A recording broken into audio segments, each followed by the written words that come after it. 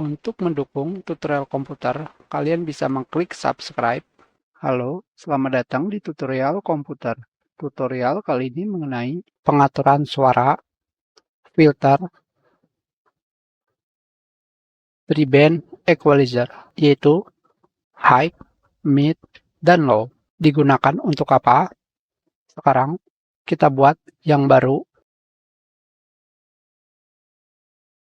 Ini adalah pengaturan default yang diberikan pada OBS Studio. Jika saya menaikkan suara high seperti ini, bagaimanakah suaranya? Apakah terlalu tinggi atau terlalu dalam? Jika saya menaikkan suara low, bagaimanakah suara saya? Apakah menjadi berat atau enteng?